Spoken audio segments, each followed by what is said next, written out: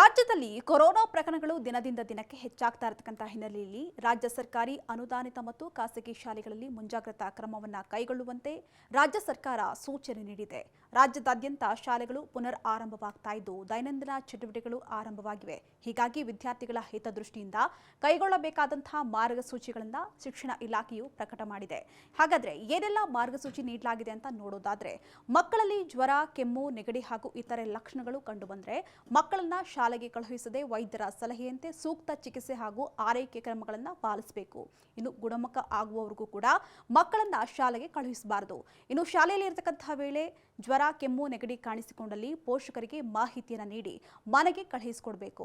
ಇನ್ನು ಶಾಲಾ ಶಿಕ್ಷಕರು ಹಾಗೂ ಬೋಧನಾ ಸಿಬ್ಬಂದಿಗಳಲ್ಲಿ ಲಕ್ಷಣಗಳು ಕಾಣಿಸಿಕೊಂಡ್ರೆ ಮಾರ್ಗಸೂಚಿಯನ್ನು ಪಾಲಿಸಬೇಕು. ಇನ್ನು ಕೈಗಳನ್ನು ಸ್ವಚ್ಛತೆ ಮತ್ತು ಕೆಮ್ಮುವಾಗ, ಸೀನುವಾಗ ಎಚ್ಚರಿಕೆಯನ್ನು ವಹಿಸಬೇಕು. ಇನ್ನು ಸರ್ಕಾರ ಹಾಗೂ ಸಂಬಂಧಿಸಿದಂತಹ ಇಲಾಖೆಗಳಿಂದ ಹೊರಡಿಸಲಾದಂತಹ ಸುತ್ತೋಲೆ ಹಾಗೂ ಮಾರ್ಗದರ್ಶನ ಮತ್ತು ಮುಂಜಾಗ್ರತಾ ಕ್ರಮಗಳನ್ನು ಕಟ್ಟುನಿಟ್ಟಾಗಿ ಪಾಲಿಸಬೇಕು ಅಂತ ಸೂಚಿಸಲಾಗಿದೆ. ಸದ್ಯ ಆರೋಗ್ಯ ಇಲಾಖೆ ಮಾಹಿತಿ ಪ್ರಕಾರ ರಾಜ್ಯದಲ್ಲಿ 253 ಕೊರೋನಾ ಸಕ್ರಿಯ ಸೋಂಕಿತರಿದ್ದಾರೆ. ಈ ಪೈಕಿ 3 ಮಂದಿ ಮಾತ್ರವೇ ಆಸ್ಪತ್ರೆಯಲ್ಲಿ ಚಿಕಿತ್ಸೆಯನ್ನು ಪಡಿತಾ ಇದ್ದು 250 ಮಂದಿ ಮನೆಯಲ್ಲಿ ಆರೈಕೆಯಲ್ಲಿದ್ದು 4 ಮಂದಿ ಮೃತಪಟ್ಟಿದ್ದಾರೆ. ಹೀಗಾಗಿ ರಕ್ಷಣೆಗೆ ಒತ್ತನ್ನು ನೀಡಿ ಮಕ್ಕಳು ಮತ್ತು ಹಿರಿಯ ನಾಗರಿಕರ ಬಗ್ಗೆ ಎಚ್ಚರ ವಹಿಸಬೇಕು.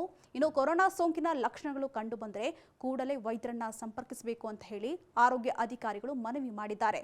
ಇನ್ನು ಲಕ್ಷಣಗಳನ್ನು ಅನುಸರಿಸಿ ಮಕ್ಕಳು ಮತ್ತು ಹಿರಿಯ ನಾಗರಿಕರಿಗೆ ಆದ್ಯತೆ ಮೇರೆಗೆ ರ್ಯಾಪಿಡ್ ಟೆಸ್ಟ್ ಅನ್ನು ಮಾಡಲು ಇಲಾಖೆ ಮುಂದಾಗ್ತಾ ಇದೆ. ಇನ್ನು ಶೀತ, ನೆಗಡಿ, ಕೆಮ್ಮಿನಂತಹ ಆರೋಗ್ಯ ಸಮಸ್ಯೆ ಎದುರಾದರೆ ಮಕ್ಕಳನ್ನ ಶಾಲೆಗೆ ಕಳುಹಿಸೋದು ಬೇಡ.